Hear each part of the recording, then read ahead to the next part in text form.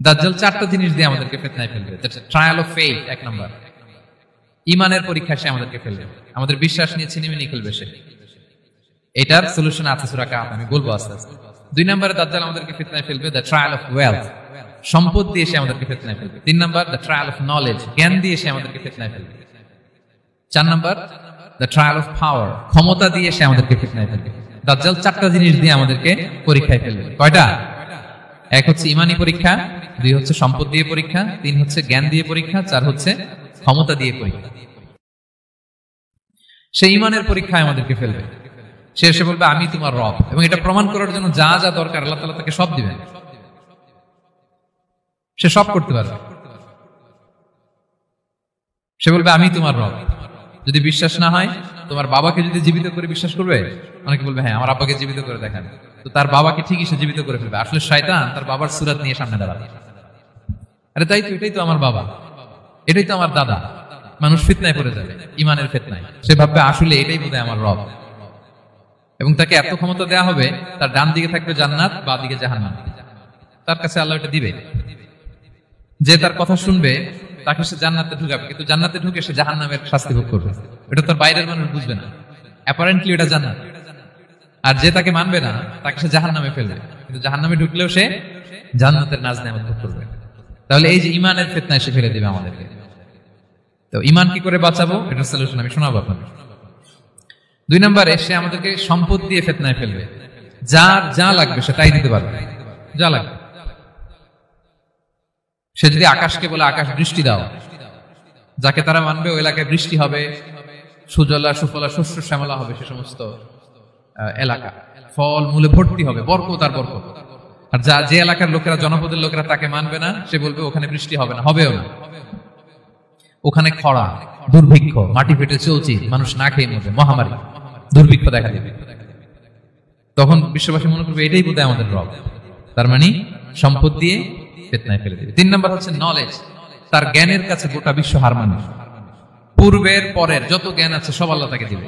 ইলমুল আউয়ালিন ওয়াল আখিরিন, এমন কোন প্রশ্ন নেই যেটা দিয়ে তাকে আটকানো যায়। যাই জিজ্ঞেস করবেন সব জানতা, সব বলে দেয়।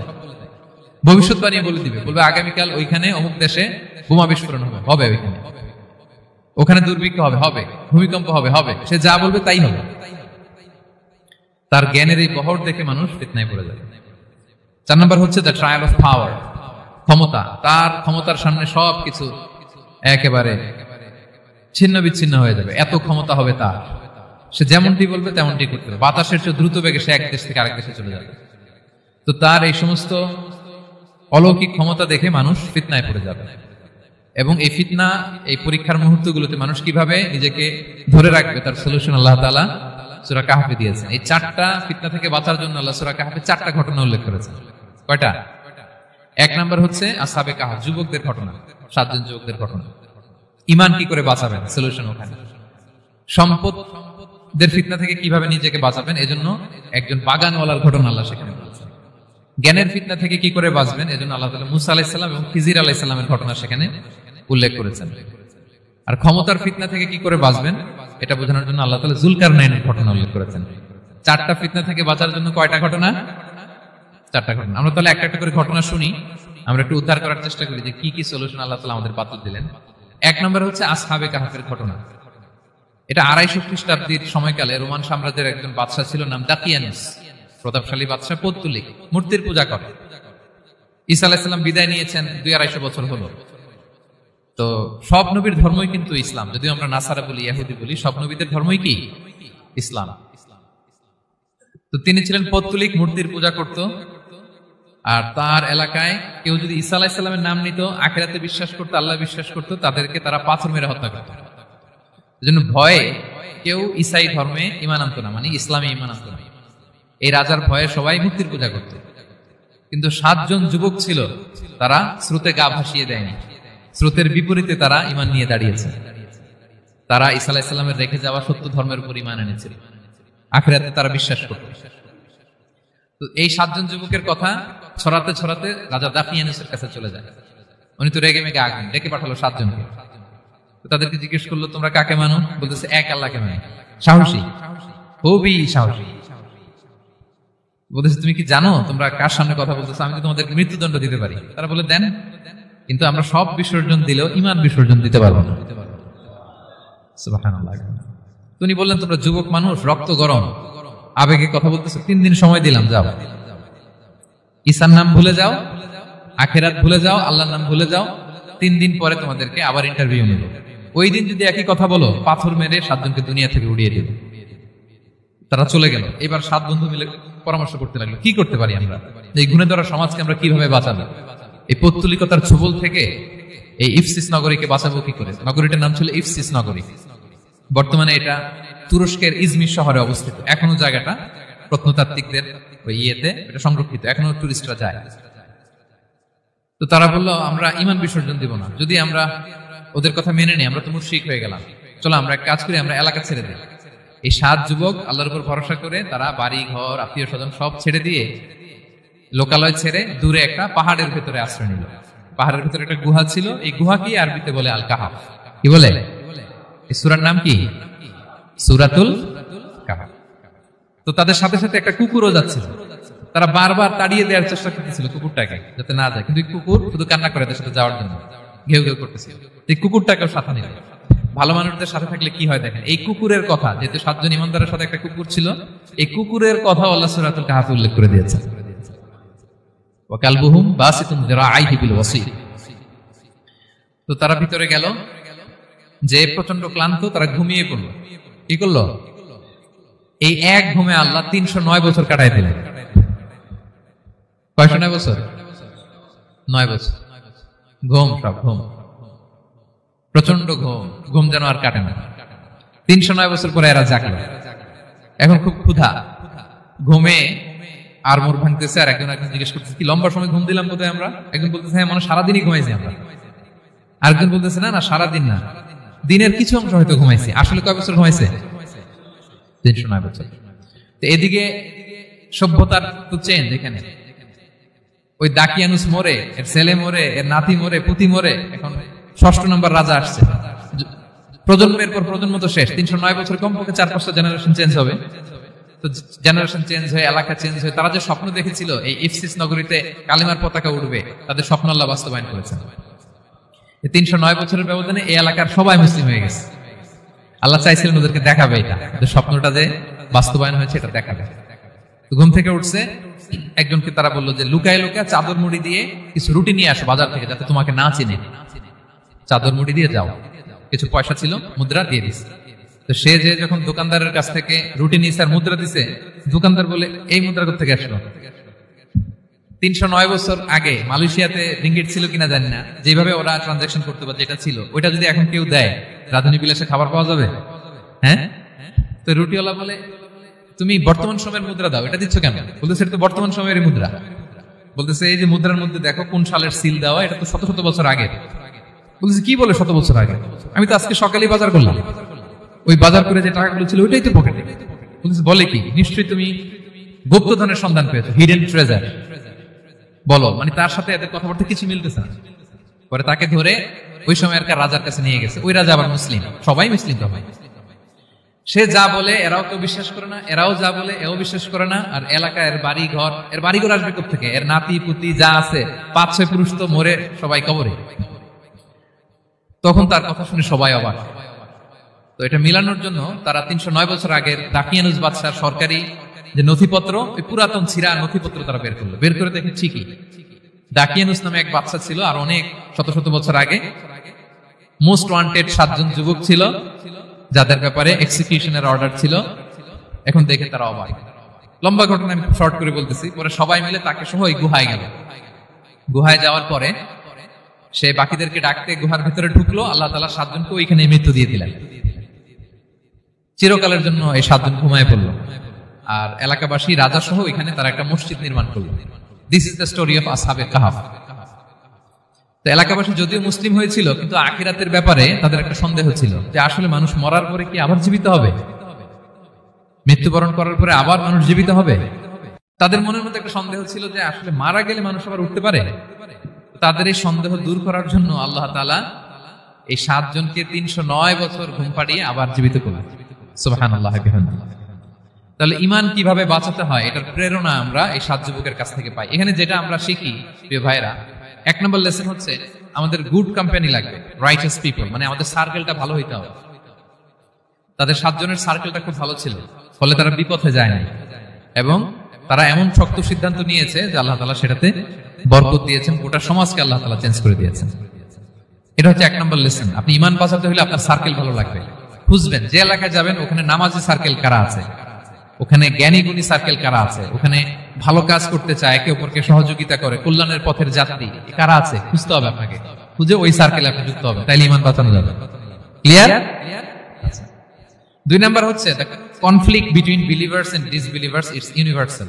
সত্য মিথ্যার লড়াই এটা চিরন্তন, আজীবন থাকবে। এটা ওনাদেরও ছিল, এখনো আমাদের লড়াই করে যেতে হচ্ছে, আমাদের ভবিষ্যৎ প্রজন্মও করবে। এই লড়াইটা আমরা করে যেতে চাই। কি বলেন? হ্যাঁ, থামা যাবে না, আমরা থামতে আসিনি। আমরা এই লড়াইটা করে যাব, আমরা সত্যের কথা বলেই যাব ইনশাআল্লাহ। বলেন। 3 নাম্বার হচ্ছে যে লেসনটা আমরা পাই, অনেকগুলো লেসন, আমি খুব প্রেসাইজলি বলতেছি। যুবকরা চাইলে একটা সমাজকে পাল্টে দিতে পারে। এই পৃথিবীতে যত বড় বড় বিপ্লব হয়েছে এগুলো যুবকরা এনেছে। তারা হচ্ছে সভ্যতা গড়ার কারিগর। আসহাবে কাহাফ আমাদের এই সময়ের নওজওয়ানদের জন্য প্রেরণা, তারা আমাদের জন্য প্রেরণার বাতিঘর। তারা যেমনি ঈমানকে রক্ষা করেছে, আমাদের যুবকরা চাইলেও তাদের ঈমানি চেতনাতে স্পিরিট দিয়ে সমাজটাকে পাল্টে দিতে পারে। কি বলেন? এখানে বেশিরভাগই তো যুবক। হ্যাঁ, গুড সার্কেলে থাকবেন তো আপনারা? সত্যের পক্ষে সবাই থাকবেন তো? আল্লাহ তাআলা কবুল করুন।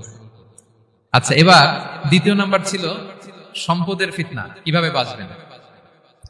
আসহাবে কাহাফের পরে সূরা কাহাফে আল্লাহ তাআলা একজন বাগানওয়ালার ঘটনা বলেছে। 2 জন বন্ধু, একজন একটু গরিব, সে বিশ্বাসী, আরেকজন ধনী, সে অবিশ্বাসী।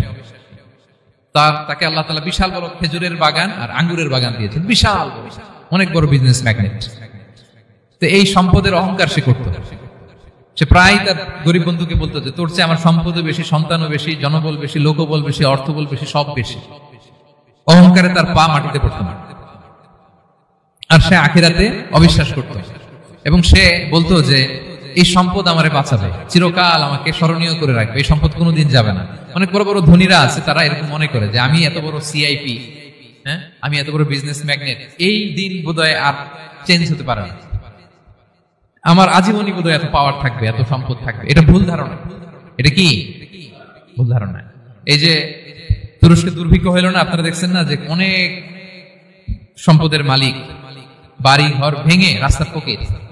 এখন ওই যে ডিফিউজিদের জন্য যে খাবার আসছে ওখানে লাইনে দাঁড়াইছে, কারণ এখন লাইনে না দাঁড়ালে খাবারও তো মিলবে না। 1000 কোটি টাকার মালিক ছিল, ভেঙে চুরে সব শেষ। এখন রিলিফের নেওয়ার জন্য দুস্থদের কাতারে ওখানে দাঁড়াইছে, কারণ দাঁড়াইলেই কিছু খাবার পাওয়া যাবে, খিচুড়ি পাওয়া যাবে, তা না হলে তো খাবারটাও মিলবে না। এই যে বঙ্গবাজারে আগুন লাগলো আমাদের বাংলাদেশে, 20টা-25টা দোকান ছিল অনেকের যাদের অন্যান্য বিজনেস আছে তারা হয়তো সার্ভাইভ করতে পারতেছে, কিন্তু এমন অনেক ব্যবসায়ী ছিল সব শেষ, জ্বলে পুড়ে, তার টাকা পয়সা পুঁজি স্বপ্ন সব শেষ। তো ধনীকে গরিব বানাতে আল্লাহর 1 সেকেন্ডও লাগে না। ওই বিশাল প্রাসাদ থেকে টেনে ভাঙ্গা থালা হাতে দিয়ে রাস্তায় নামাইতে আল্লাহর কয় সেকেন্ড লাগে বলেন তো? 1 সেকেন্ডও লাগে না। সো এই লেসনটা কিন্তু আমাদের নিতে হবে, এবং ওই ব্যক্তির নসিবে তাই ঘটেছিল। সে যখন অহংকার করতেছিল, আল্লাহ তাআলা আকাশ থেকে হুসবান একটা আগুন পাঠালো। ওই আগুন এসে তার আঙ্গুরের বাগান, তার খেজুরের বাগান, বিশাল মাইলকে মাইল এই বাগান জ্বালিয়ে পুরো মুহূর্তের মধ্যে সারকার করে, এবং মুহূর্তের মধ্যে সে পথের ভিখারি, ফকির। এই ঘটনাটা এনে আল্লাহ তাআলা সম্পদশালীদেরকে রিমাইন্ডার দিলেন যে এই সম্পদের ফিতনায় তোমরা পড়ে যেও না। আমরা সম্পদশালী হলে বাস্তবতা অনেক সময় ভুলে যাই। সূরাতুল হুমাযাতে আল্লাহ তাআলা বলেন ইয়াহসাবু আন্না মালাহু আখলাদা। সম্পদশালীরা মনে করে এই সম্পদ আমাকে চিরকাল বাঁচিয়ে রাখবে, চিরকাল বোধহয় এই সম্পদ আমার হাতে থাকবে। না, এটা হাতের ময়লা, আজ আছে কাল নাই, যে কোনো সময় চলে যেতে পারে। এটা হচ্ছে ম্যাটেরিয়ালিস্টিক আউটলুক, বস্তুবাদী চিন্তা থেকে এই আমাদের ধনী ভাইদের এই সমস্যাটা হয়। ভোগবাদী চিন্তার প্রভাব আর কি। সম্পদ যখন হাতে থাকে ধরাকে সরাজ্ঞান করে, মনে করে যে সবই আমার কন্ট্রোলে। না, আপনারে ওই গরিবের কাতারে আনতে, ওই রিলিফের সম্পদ নেওয়ার জন্য ওই লাইনে দাঁড় করাইতে আল্লাহর 1 সেকেন্ডও লাগে না। এটা খেয়াল রাখতে হবে। আমরা যখন প্রাইভেট কারে চড়ি, মাঝে মাঝে অনেকে এসে হাত পাতে, এদেরকে ছোট করা যাবে না। গল্পটা আল্লাহ ভিন্ন করতে আল্লাহর 1 সেকেন্ডও লাগে না। ওইদিকে আমি দাঁড়ায় হাত পাততাম আর উনি প্রাইভেট কারে বসে থাকতো, আল্লাহ চাইলে এরকম করতে পারতেন না? পারতেন। সেখান থেকে আমাদের জন্য শিক্ষা হচ্ছে সম্পদ এটা ক্ষণস্থায়ী, আজ আছে কাল নাই। এটা ক্ষণস্থায়ী, এটাকে এভারলাস্টিং মনে করা যাবে না। এভারলাস্টিং হচ্ছে আখিরাত। ওয়ালাল আখিরাতু খায়রুল লাকা মিনাল উলা, আখিরাত তোমার জন্য দুনিয়ার চেয়ে শ্রেষ্ঠ। এবং আল্লাহ তাআলা দৃষ্টান্ত একটা দিয়েছেন যে দুনিয়ার জীবনটা হচ্ছে কামা, ওই পানির মতো যেটা আনজালনাহু মিনাস সামা, আকাশ থেকে নাজিল করেছি। ওই পানি ক্ষেতের মধ্যে পড়ে ফসল, ফুল ফসল হয়েছে। এরপরে যখন ফসল কাটা হয়, ওই ক্ষেত খামার এগুলো তৃণলতা হয়ে যায়, ভুসির মতো হয়ে যায়। তখন বাতাসের ঝাপটায় একবার এদিকে যায়, একবার ওদিকে যায়। অনেক লম্বা উপমা, আমি সংক্ষেপে বললাম। তো শেষ আউটপুটটা হচ্ছে এটা, সম্পদ এটা মুহূর্তেই চলে যেতে পারে। সম্পদ উপার্জন জায়েজ আছে, মুসলিমরা সম্পদ উপার্জন করতে পারবে, কোনো অসুবিধা নাই।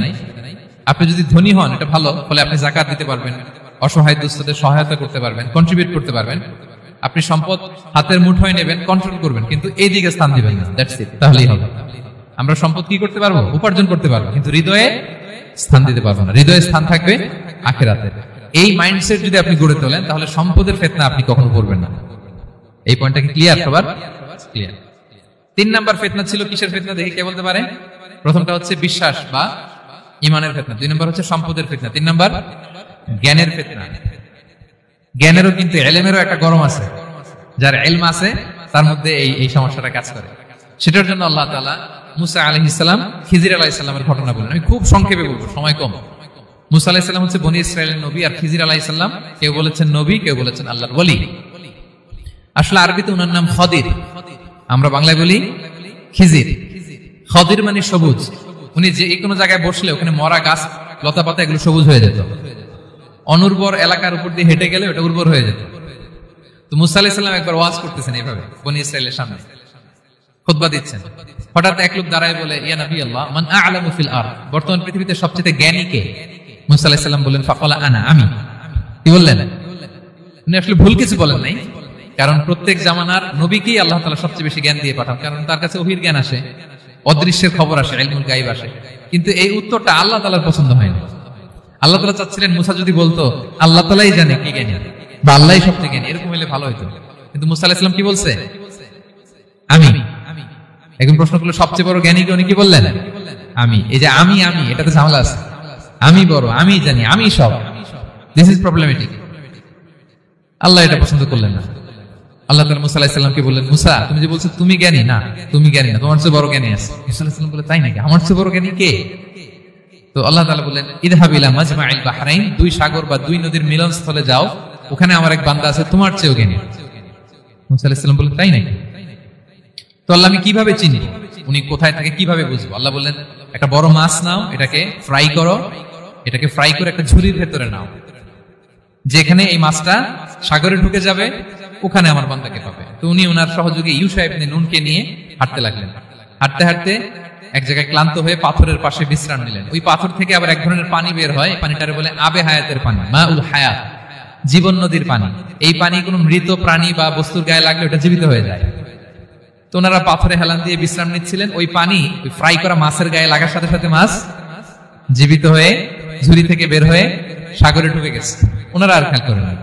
এরপর আবার হাঁটতে লাগলেন। হাঁটতে হাঁটতে যখন ক্লান্ত শ্রান্ত, তখন বলে, এই ইউশা, আমাদের ওই মাছ ফ্রাই মাছটা দাও, এখন খাই। ঝুড়ি খুলে দেখে মাছ নাই। মাছ গেল কোথায়? তখন ইউশা বললো, হয়তো আমরা যে পাথরের ওখানে বিশ্রাম নিয়েছিলাম ওখানে আমরা মিস, ওখানে হারাই ফেলছি। চলো চলো, আরে ওইদিকে তো যাইতে হবে আমাদের। উনি গেলেন, যে দেখে মাছ যে জীবিত হয়ে বালুর দিকে নাড়াচাড়া করতে করতে সাগরে ঢুকে গেছে, ওখানে দাগ আছে। মুসা আলাইহিস সালাম ঢুকলেন সুরঙ্গ, ঢুকে দেখে চাদর গায়ে দিয়ে এক লোক শুয়ে আছে। সালাম দিলেন, আসসালামু আলাইকুম। ওই লোক চাদর আর সরায় না, ভিতর থেকে বলতেছে, ওয়ালাইকুম আসসালাম। তো চাদরের ভিতর থেকে উনি বলে, মান আন, তুমি কে? মুসা আলাইহিস সালাম বলেন, আনা মুসা, আমি মুসা। উনি বলেন, মুসা বনি ইসরাইল, বনি ইসরাইলের মুসা? বলেন, হ্যাঁ।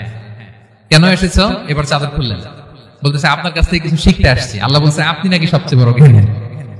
আমি ভুল করে বলে ফেলছিলাম আমি, আল্লাহ বলছেন যে আপনি নাকি জ্ঞানী। বলতেছে, না, তুমি আমার জ্ঞান নিতে পারবে না, ওই ধৈর্য শক্তি তোমার নাই। মুসা আলাইহিস সালাম বললেন যে আপনি যে কোনো শর্তে আমাকে একটু রাখেন কয়েকদিন আপনার সাথে, আমি রাজি। বললেন, না তুমি পারবে না। মুসা আলাইহিস সালাম জোর করতে লাগলেন। অবশেষে খিদির আলাইহিস সালাম রাজি হলেন। বললেন, শর্ত হচ্ছে আমি যাই করি আর না করি আমাকে কোনো প্রশ্ন করা যাবে না। মুসা আলাইহিস সালাম বললেন, ওকে।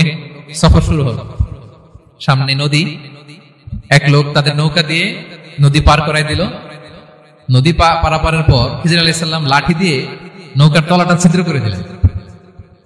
মুসা আলাইহিস সালাম বললেন, ইন্নালিল্লাহ, এটা আপনি কি করলেন?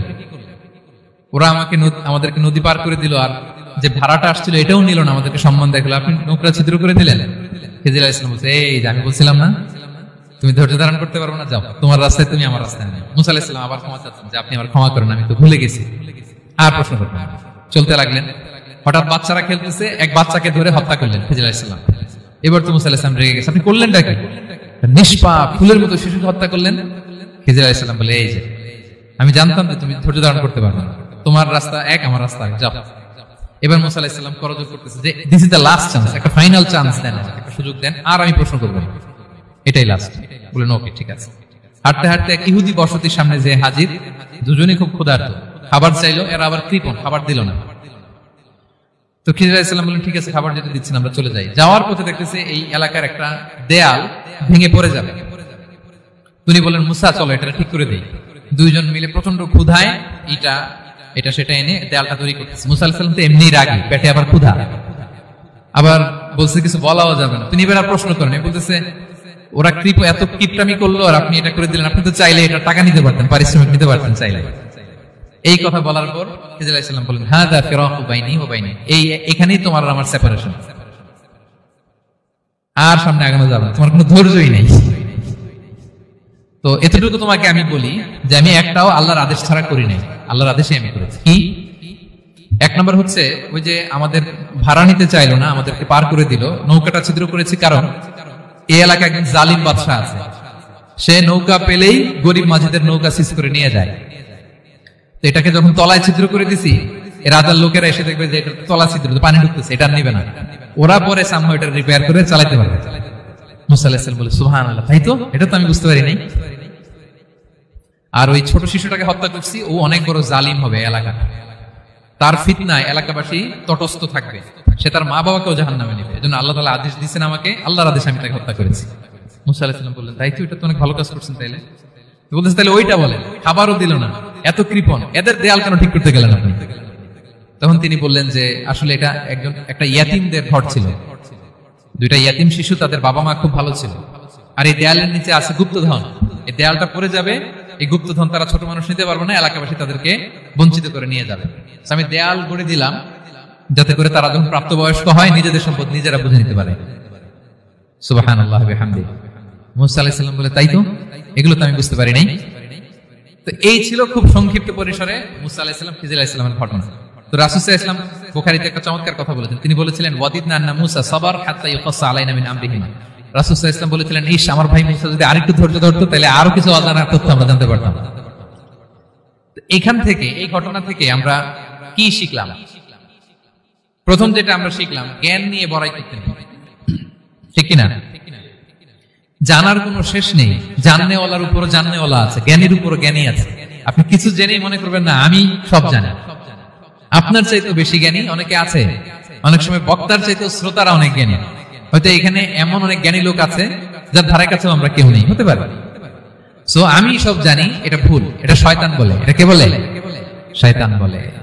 আবু নাওয়াস একটা কবিতা লিখেছেন, ওয়াকুল লিমান ইয়াদঈ ফিল ইলমি ফালসাফাতান হাবাসতা শাইআন ওয়া গাবাত আনকা আশিয়াউ। কেউ যদি বলে আমি সব জানি, তুমি তাকে বৃদ্ধাঙ্গুলি দেখিয়ে বলো আপনি কিছুই জানেন না, আপনি অল্প কিছু জেনেছেন, জানার এখনো অনেক বাকি। তাহলে মুসা আলাইহিস সালামের এই ঘটনা জিজ্ঞেস করা হলো কে জ্ঞানী, উনি বললেন আমি জ্ঞানী। এরকম কি আমরা কখনো বলবো? না। সবচাইতে বড় জ্ঞানী কে? ওয়া ফাওকা কুল্লি যী ইলমিন আলিম, সবচাইতে বড় জ্ঞানী আল্লাহ তাআলা। সো জ্ঞান নিয়ে আমরা অহংকার করব না। দুই নাম্বার যে শিক্ষাটা আমরা পাই, ওই যে নৌকা দিয়ে পারাপার হচ্ছিল, তখন একটা চড়ুই পাখি এসে সাগরের মধ্যে মুখ দিয়েছিল। তো খিজির আলাইহিস সালাম বললেন, মুসা তুমি কি চড়ুই পাখিটা দেখতে পাচ্ছ? হ্যাঁ দেখতে পাচ্ছি। চড়ুই পাখিটা যে সাগরে মুখ দিলে দেখতে পাচ্ছ? হ্যাঁ দেখতে পাচ্ছি। তখন খিজির আলাইহিস সালাম বললেন, চড়ুই পাখিটা সাগরে মুখ দিয়ে পানি খাওয়ার পরে চড়ুই পাখির ঠোঁটে বা চঞ্চুতে যতটুকু পানি লেগে আছে, এই পানিটা হচ্ছে তোমার, আমার এবং মহাবিশ্বের আমাদের সকলের জ্ঞান। আর এই মহাসাগরের সকল পানি হচ্ছে আল্লাহ তাআলার জ্ঞান। আল্লাহ তাআলা বলেছেন, ওমা উতিতু মিনাল ইলমি ইল্লা কালিলা, আমি তোমাদেরকে একেবারে অল্প জ্ঞান দিয়েছি, একেবারে অল্প। এই রহস্যে ঘেরা এই মহাবিশ্বের অনেক কিছু আমাদের অজানা। প্রিয় ভাইরা, আমরা অনেক কিছু জানি না, আমাদের এই লিমিটেড নলেজ এগুলো ধরে না, তারপর আমরা জ্ঞানের বড়াই করি। আপনার উপমাটা বুঝতে পারছেন? একটা নৌকা থেকে চড়ুই পাখি ঠোঁট দিয়ে পানি খাচ্ছে, পানি খাওয়ার পরে স্বভাবতই চড়ুই পাখির ঠোঁটে একটু পানি তো লাগবে। খিজির বললেন যে এই পানিটা হচ্ছে তোমার আমার পৃথিবীর সবার জ্ঞান, আর এই সাগরের বাকি পানিগুলো কার জ্ঞান? এবার বুঝতে পারছেন আল্লাহ তাআলার জ্ঞানের পরিধি। আমরা জ্ঞান নিয়ে যেন কখনো কি না করি, বড়াই না করি। জ্ঞান দুই ধরনের, একটা বাহ্যিক জ্ঞান, একটা অন্তর্নিহিত জ্ঞান। External knowledge, internal knowledge. আমরা যখন কোরআন হাদিস পড়ি আমাদের বাহ্যিক জ্ঞান অর্জন হয়। কোরআন হাদিস পড়লেই আপনি জ্ঞানী হয়ে যান। এটা কোরআন হাদিস পড়তে হয়, এটা ডাইজেস্ট করতে হয়, এটার উপর আমল করতে হয়। এই জ্ঞান অর্জন শেষে এরপরে আল্লাহর প্রিয় বান্দাদেরকে আল্লাহ অন্তরে ইলমের নূর দেন, ইলহাম দেন। That is the knowledge, that is the pure knowledge. আপনি হাফেজে কোরআন হয়ে ভাবেন না আপনি সব জানেন, আপনি বুখারী মুখস্থ করে ভাবেন না সব জানেন। এই সব জ্ঞান অর্জন করার পরে ইলমের নূর হাসিল হয়, সেটা আল্লাহ সবার দেয়। সো এই অন্তর্নিহিত জ্ঞান, দূরদৃষ্টি, farsightedness, that is the pure knowledge. এটার জন্য বছরের পর বছর, যুগের পর যুগ সাধনা করতে হয়। সেটার জন্য এই জ্ঞান অর্জনের জন্য তিনটা জিনিস করতে হয় ইলমের নূর অর্জনের জন্য। কয়টা? এক হচ্ছে বিনয়, দুই হচ্ছে সফর, তিন হচ্ছে সবর। আবার বলি, এক হচ্ছে বিনয়, দুই হচ্ছে সফর, তিন হচ্ছে সবর। আল্লাহ তাআলা আল্লাহর নবীকে তাওরাত দেওয়ার পরেও আরো ট্রেনিং সেশন করাইছেন খিজির আলাইহিস সালামের কাছে। যাও, ওনার কাছে গেলে তুমি ছোট হবা, নত হবা। জ্ঞান যদি আমি নিতে চাই আমাকে ছোট হইতে হবে। ধরেন একটা গ্লাস থেকে একটা খালি গ্লাসে পানি ঢালবো, তো যেটাতে নেওয়া হবে এটা উপরে থাকলে হবে? যে গ্লাসটার মধ্যে পানি আছে এটা উপরে থাকবে, ওইটা ব্ল্যাঙ্ক গ্লাসের মধ্যে পড়বে। আপনি নলেজ, ইলম নিতে চাইলে আপনাকে নিচে থাকতে হবে, উনি উপরে থাকবে। আপনার শায়েখ আপনাকে দিবে, আপনার উস্তাদ আপনাকে দিবে, আপনার মুর্শিদ আপনাকে দিবে। বুঝতে পেরেছেন? তাহলে আমাদেরকে হাম্বলনেস লাগবে। শিখতে হইলে হাম্বল হইতে হয়, বিনয়ী হইতে হয়। আচ্ছা, দুই নাম্বার সফর করতে হয়। এটা আল্লাহ মুসা আলাইহিস সালামকে দিয়ে করাইছেন, যাও পিছে পিছে উস্তাদের পিছে পিছে ঘুরো। তো এজন্য সফর করতে হয়। এখন ঘরে বসে অনেক কিছু জানা গেল, উস্তাদের সান্নিধ্য লাগে, সফর করতে হয়। আমাদের ক্লাসিক আলেমরা হাদিস কালেকশনের জন্য শহরকে শহর সফর করতেন। এখনো আমাদের আলেমরা দেওবন্দে যায়, মিশরে যায়, মদিনায় যায়। এখানকার মালয়েশিয়ান স্টুডেন্টরা দেশে বিদেশে যে নলেজ অর্জন করে। সফর আপনাকে লাগবে। তাহলে বিনয়, সফর, তিন নম্বরে কি? সবর। ধৈর্যশীল হইতে হবে। দেখেন মুসা আলাইহিস সালাম বারবার প্রশ্ন করে ফেলতেছেন, বারবার ওয়াদা ভঙ্গ করতেছেন। এরকম করলে হবে না, ধৈর্য লাগবে। ধৈর্যের বলে বলিয়ান হলে তখনই আপনার মধ্যে ইলম আসবে। তাহলে জ্ঞানের ফিতনায় পড়ার আর আমাদের কোনো সম্ভাবনা আছে? আমরা বিনয়ী হব, আমরা জ্ঞান আল্লাহর দিকে ফিরাই দেব। আমরা বলবো উনি সবচেয়ে ভালো জানেন। পারা যাবে তো ইনশাআল্লাহ? আচ্ছা, আমি একেবারে শেষ পর্যায়ে চলে আসছি, 2 মিনিটের মধ্যে শেষ করে দিচ্ছি। 3 নাম্বার ছিল কিসের ফিতনা? 4 নাম্বার ক্ষমতার ফিতনা। এই ফিতনা থেকে বাঁচার জন্য সর্বশেষ আল্লাহ তাআলা যুলকারনাইনের ঘটনা বলেছেন। অনেক বড় বাদশা ছিলেন, পৃথিবীতে 4 জন বাদশা গোটা বিশ্ব শাসন করেছেন। 2 জন কাফির, 2 জন মুমিন। কাফির একজন হচ্ছে নমরুদ, যিনি ইব্রাহিম আলাইহিস সালামকে আগুনে ফেলেছিলেন। আরেকজন হচ্ছে বখতেনাসার, যাকে ইংরেজিতে বলে নেবুচারনেজার দ্য সেকেন্ড, দ্বিতীয় নেবুচারনেজার। তারা কোনো নির্দিষ্ট এরিয়ার বাউন্ডারির বাদশা না, গোটা বিশ্বের বাদশা ছিলেন। এই 2 জন কাফির। আর 2 জন বাদশা ছিলেন গোটা বিশ্বকে শাসন করেছেন, তারা ছিলেন মুমিন। একজন হচ্ছে সুলাইমান আলাইহিস সালাম, আল্লাহর নবী।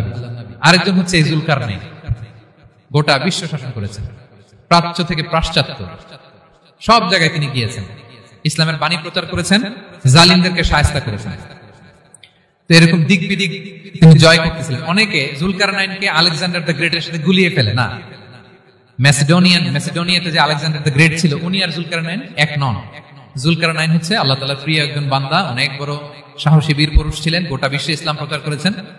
করতে করতে করতে করতে অনেক বড় ঘটনা, আমি সব শেষের ঘটনাটা বলি। উনি জর্জিয়া, বর্তমান যে জর্জিয়ার তিবলিসি এরিয়া, এখানে এসে একটা এলাকার সন্ধান পেলেন, যারা ওনাকে এসে বলল যে এখানে একটা জঙ্গলি গ্রুপ আছে যাদের নাম ইয়াজুজ মাজুজ, তারা এসে আমাদের উপর হামলা করে। হে যুলকারনাইন, আমরা আপনাকে ট্যাক্স কালেক্ট করে দিচ্ছি, আপনি তাদের মাঝে আর আমাদের মাঝে একটা প্রাচীর তৈরি করে দেন।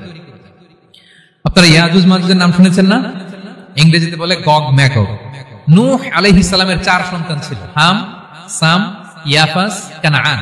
এই ইয়াফাসের বংশধর হচ্ছে ইয়াজুজ মাজুজ, জঙ্গলি, হাজার হাজার শুধু বংশ বিস্তার করে। তারা এসে লোকালয় মানুষের উপর আক্রমণ করে, তাদের গবাদি পশু এগুলো ছিনিয়ে নেয়, ফলমূল খেয়ে ফেলে।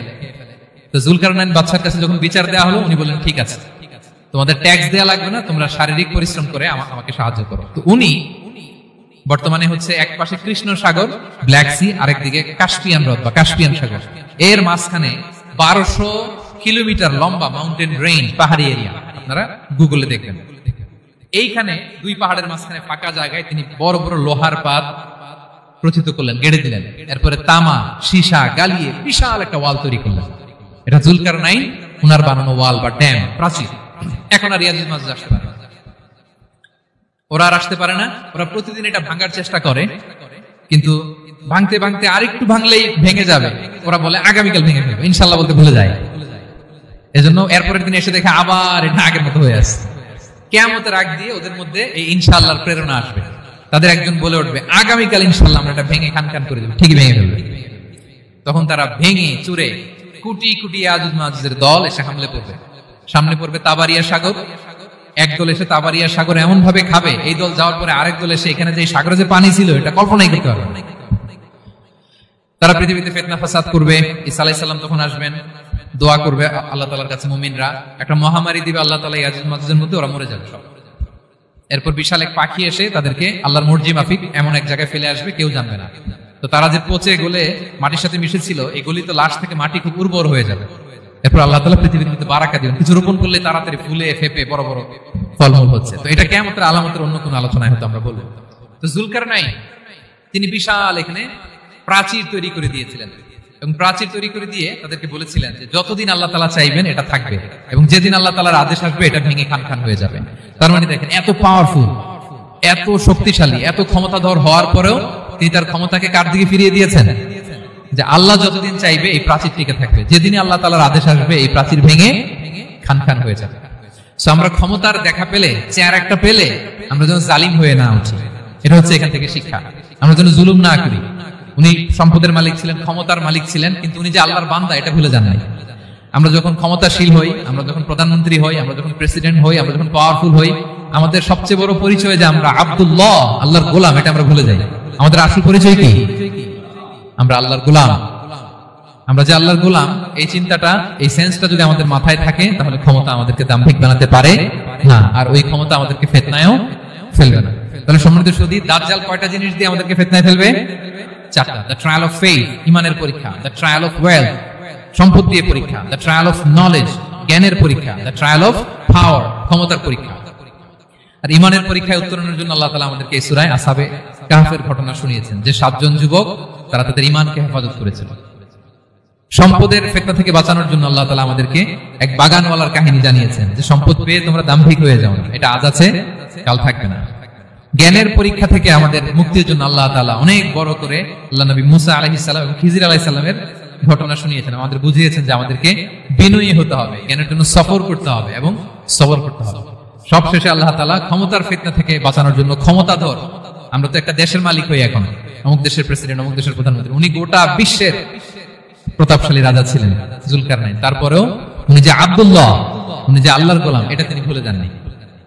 তাহলে এইভাবে যদি আমরা এই ফিতনাগুলো থেকে বাঁচার চেষ্টা করি, তাহলে এই ফিতনা থেকে আমরা বেঁচে থাকতে পারবো। এবং দাজ্জাল যদি এই মুহূর্তেও আসে, সে আমাদেরকে বিভ্রান্ত করতে পারবে না। পারবে? পারবে না ইনশাআল্লাহ। ইনশাআল্লাহ বলেন। আর ভবিষ্যতের সব কাজের আগে আমরা সবসময় কি বলবো? মনে থাকবে সবার? আল্লাহ তাআলা আমাদের সবাইকে কথাগুলো বোঝার ও আমল করার তৌফিক দান।